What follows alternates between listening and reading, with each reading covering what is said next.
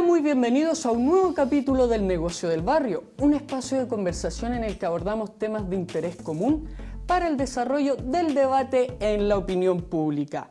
Hace varios años en Chile el uso de las llamadas energías limpias no convencionales y en concreto la energía solar han tenido un alza importante en nuestro país, sobre todo en el crecimiento que ha vivido a lo largo de todo el territorio chileno. De hecho, según datos de la Asociación Chilena de Energía Solar, en el año 2016 de toda la energía producida en nuestro país, solo el 2% era gracias a la energía solar. Pero hoy en día esto ya se ha transformado a un 11%.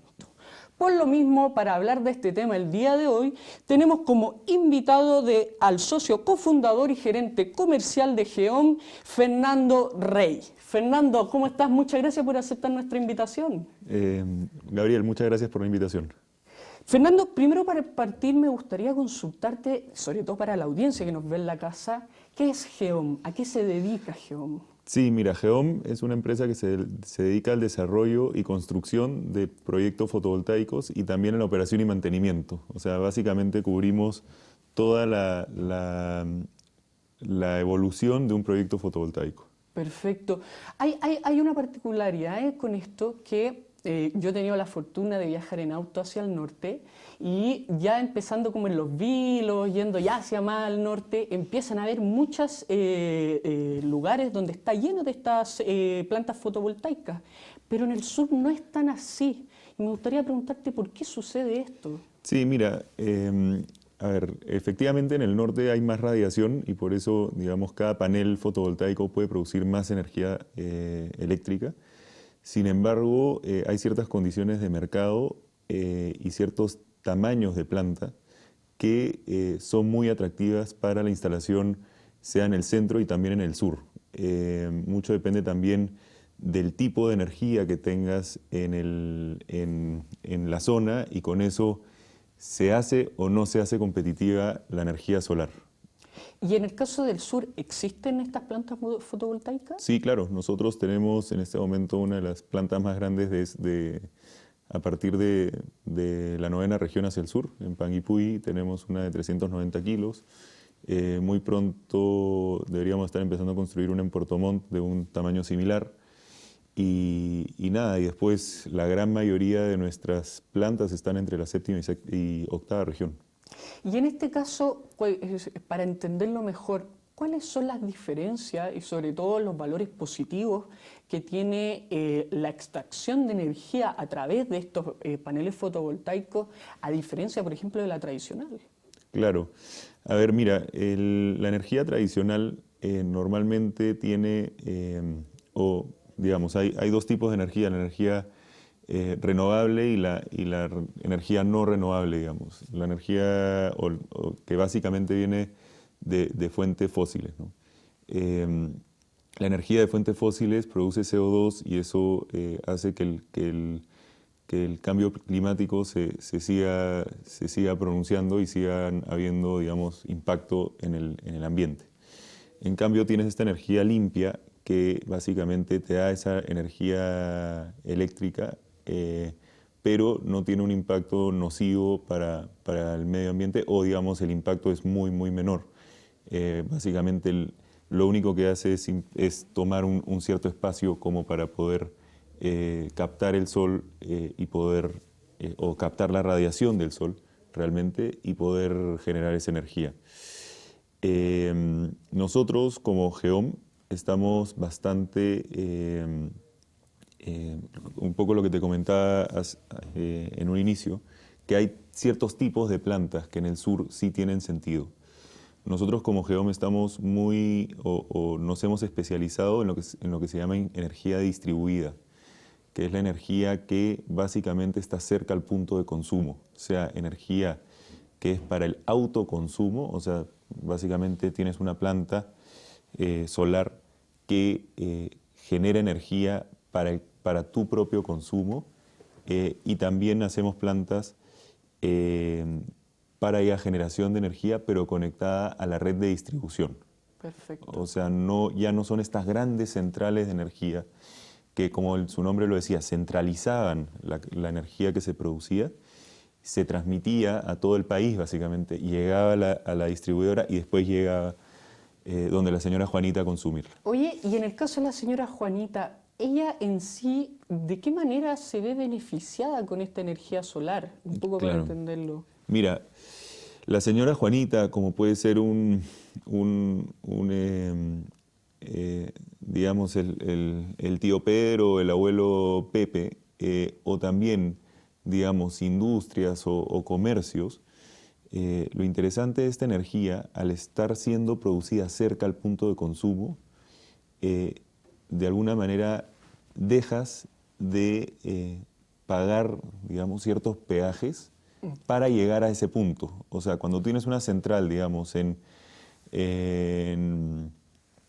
en la central Ralco en la octava región, que después llega a una transmisión, que sube a alta tensión, que pasa por, no sé, cientos de kilómetros para llegar a la distribuidora bajando la tensión y después bajando a baja tensión, no solo a media, sino a baja tensión, para llegar donde la señora Juanita, hay un montón de costos asociados. Perfecto. ¿Ya? Cuando tú tienes una planta de energía distribuida, simplemente sube a media tensión y después llega donde la señora Juanita. Entonces te evitas todo eso anterior.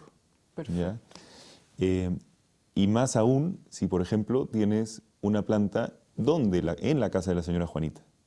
Ah, claro, que esa es otra forma. Que eso es el autoconsumo y también, como te decía, donde el tío Pedro, el abuelo Pepe o la misma industria o una lechera o una agrícola puede tener esta planta para su consumo. Perfecto. ¿Ya? Y entonces ahí te ahorras la distribución, la transmisión y todos estos costos asociados, además de todas las pérdidas, porque obviamente cuando uno va transmitiendo y va cambiando de tensiones, etcétera, se van generando pérdidas. En cambio, cuando tú tienes una planta que inyecta directamente al tablero, esa energía es básicamente directamente consumida. Entonces las pérdidas son mínimas.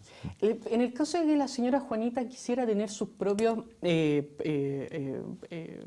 paneles fotovoltaicos en su casa, ¿ella puede hacerlo? Y si es así, ¿ustedes podrían verse involucrados de alguna manera? Sí, mira, nosotros como GEOM estamos más involucrados en plantas un poco más grandes, o sea, como te decía, en agrícolas o en lecheras, pensando en el sur, ¿no? Que en forestales también tenemos plantas. O sea, son plantas un poco más grandes y el consumo lo hace una industria. ¿Por qué? Porque básicamente una planta más grande logra hacer, por economías de escala básicamente, mejor negocio que una plantita muy chiquita para la señora Juanita. Pero eso no quita que también la señora Juanita lo pueda hacer. ¿Ya? Hay programas que ha sacado el Estado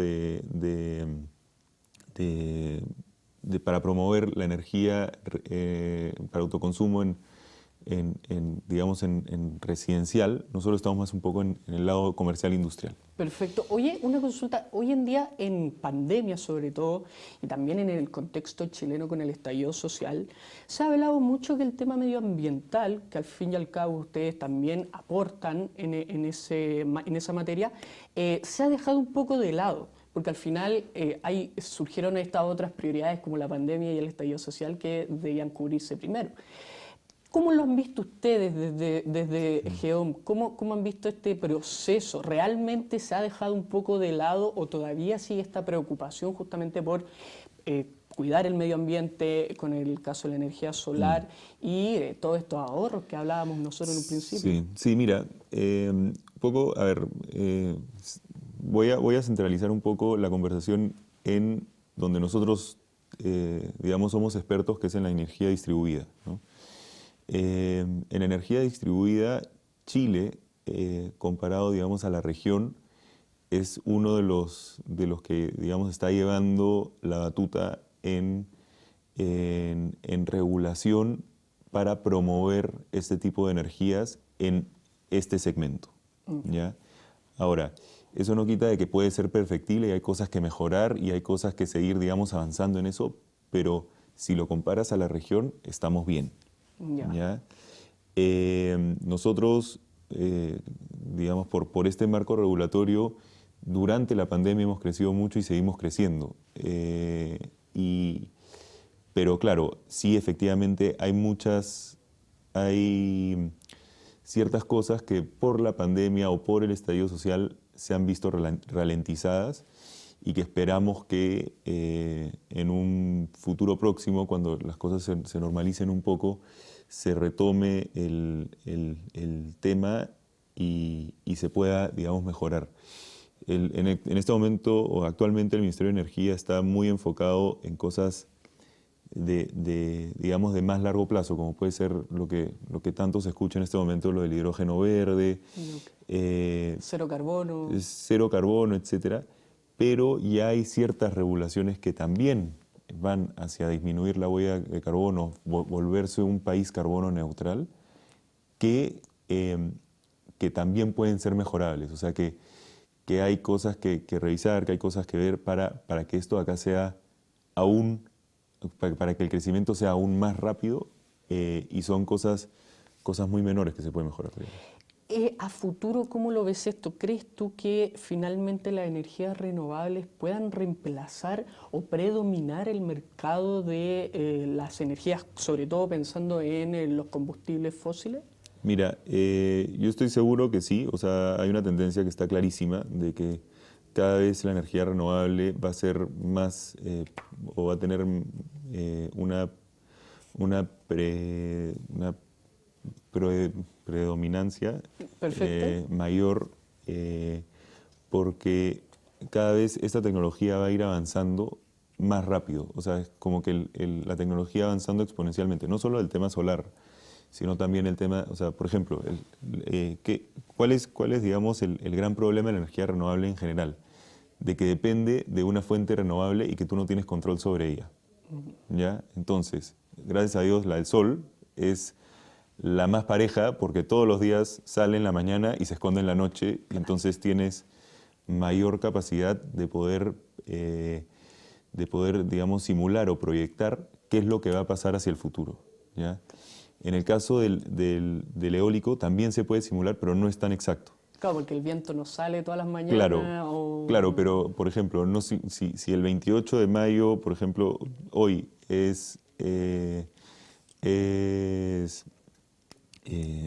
o sea, no hay, digamos, está despejado, quizás el próximo 28 de mayo va a estar nublado. Entonces, en ese sentido, sí hay ciertas variaciones.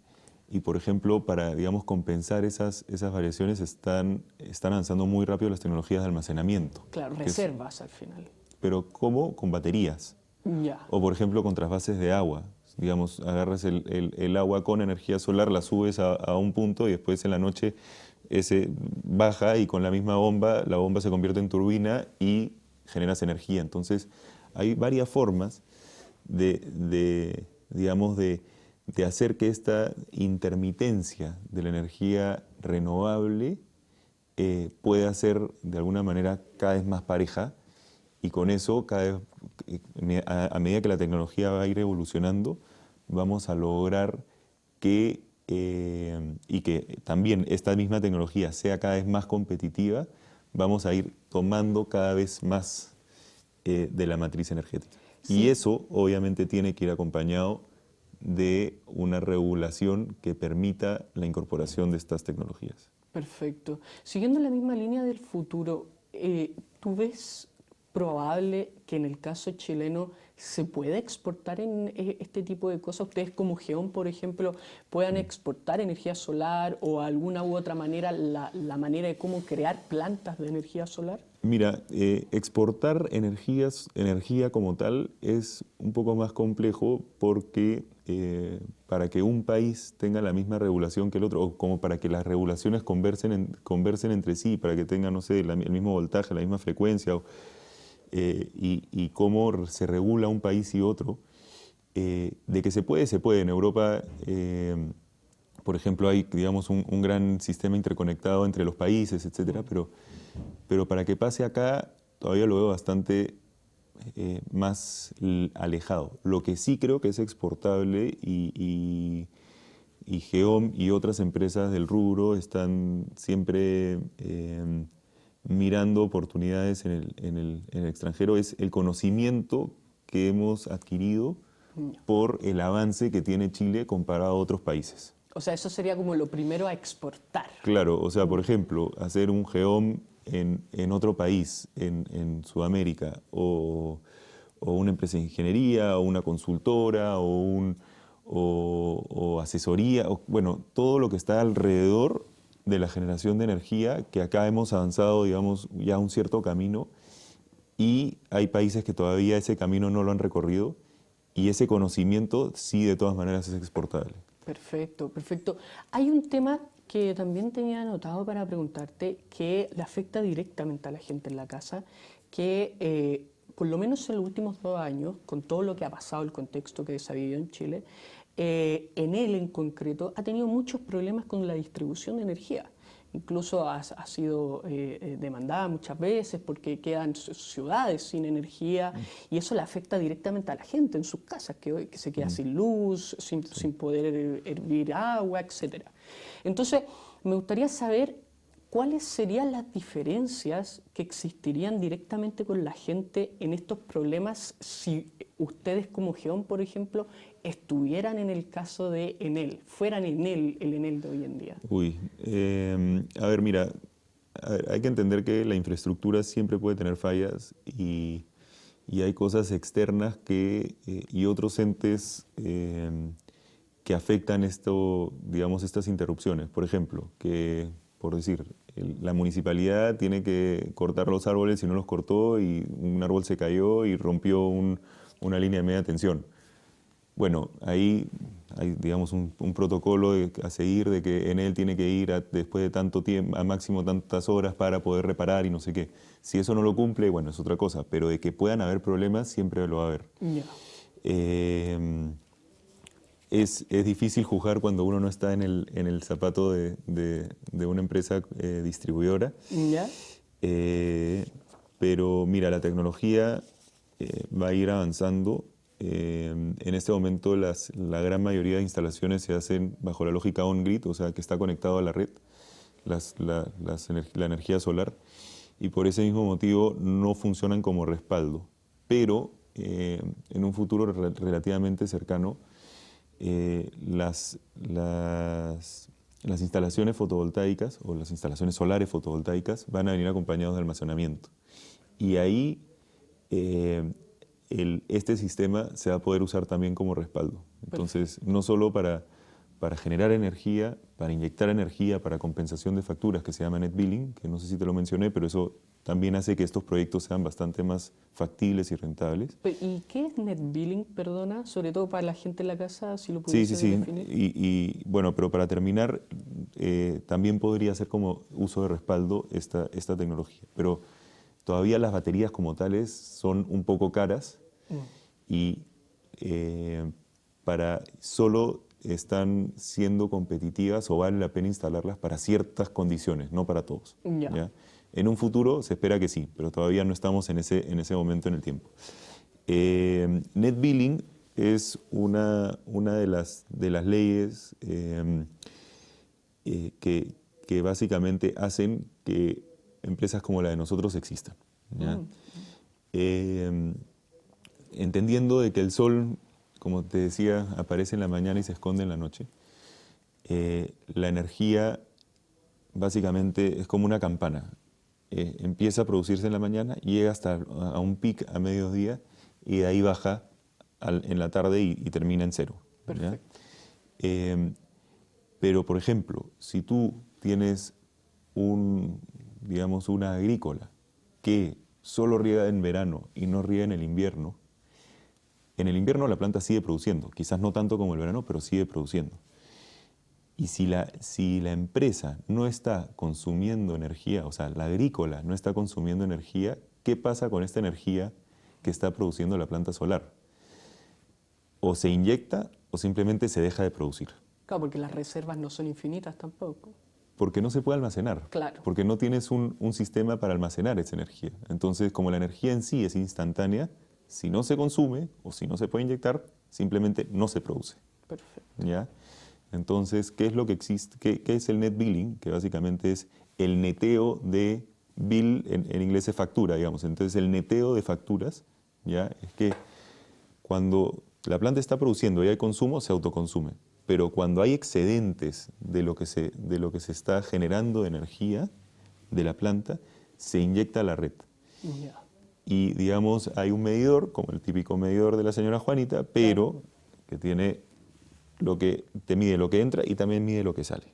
Ah, ok. ¿Ya? Perfecto. Entonces, eso de lo que va contando la energía que va saliendo, y esa energía se acumula como saldo positivo para el usuario en la distribuidora en plata, en dinero, digamos. Ah, ¿ya? ya. No para que tú vayas a cobrar al banco la plata, oye, devuélveme la plata, sino para compensar en las facturas futuras.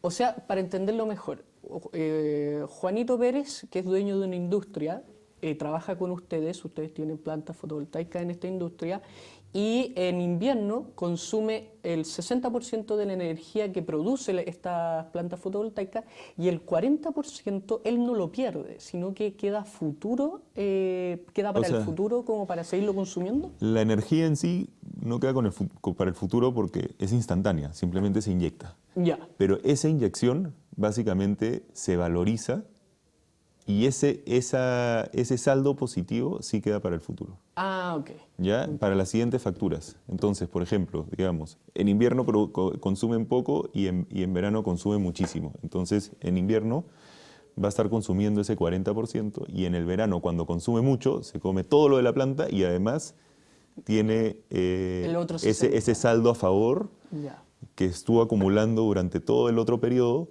y se va compensando la factura. Entonces, básicamente las facturas puedes hacer que tiendan a cero. Tampoco la idea no es que hagas una gran planta fotovoltaica porque después no tienes cómo cobrar esa energía. Claro. O sea, es como que tienes que, y eso también nosotros nos dedicamos a eso, que es, tenemos mucho cuidado en cómo dimensionar la planta. O sea, que no quede sobredimensionada, que no quede subdimensionada y que también cumpla las restricciones de la norma.